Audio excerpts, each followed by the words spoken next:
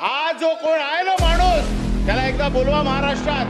कुत्रा महाराष्ट्राच्या माणसाला कुत्रा म्हणतोय। अरे वाघ जरा काही जखमी झाला मांडलाय हा महाराष्ट्राच्या अस्मितेचा विषय मी मांडलाय।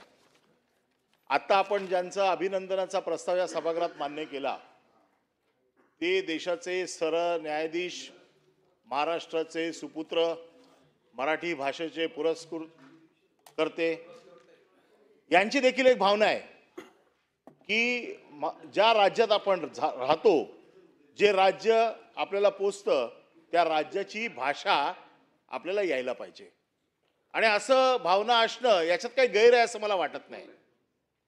परंतु काल एक टिंपाट खासदार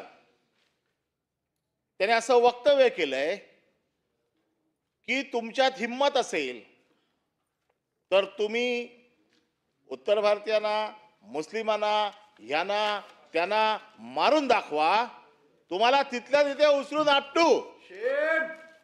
अरे हा कोण आहे? आणि मराठी माणसाला असं म्हणतोय की तुझ्या राज्यामध्ये कुत्रा आहेस तू आणि कुत्रा आपल्या घरात देखील शेर असतो। माझी आपल्याला विनंती आहे की या महाशयाला एकदा महाराष्ट्रात बोलवा आणि त्याला कोण वाघ आहे, कोण कुत्रा आहे हे महाराष्ट्रातील मराठी जनता त्याला दाखवेल।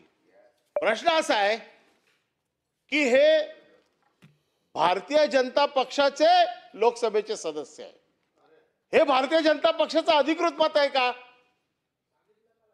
नाही, आशिष शेलारांनी सांगितलं, आम्ही ऐकलं ते सगळं। आम्ही सरकार म्हणून विचारतोय, आशिष शेलार यांनी सांगावं हे सरकारचं मत आहे आणि ह्या माझ्या 289 ला पाठिंबा द्यावा। जर सरकारचं हे मत असेल 289 ला पाठिंबा द्यावा लागेल, याच्यावरती चर्चा घ्यावी लागेल, याच्यावरती महाराष्ट्र सरकारचं मराठीचं जे असलेलं प्रेम आहे ते दाखवायला लागेल। नाहीतर निवडणुकीच्या पूर्वीची ही तयारी चालू आहे। हा जो कोण आहे ना माणूस त्याला एकदा बोलवा महाराष्ट्रात। कुत्रा महाराष्ट्राच्या माणसाला कुत्रा म्हणतोय। अरे वाघ जरा काही जखमी झाला, हे जंगली कुत्रे सगळे उभे राहिले।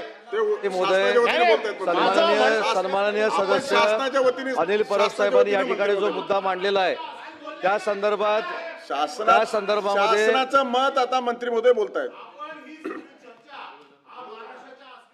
सन्माननीय सभापती महोदय अनिल परब साहेबांनी जो मुद्दा या ठिकाणी मांडलेला आहे त्या संदर्भामध्ये कालच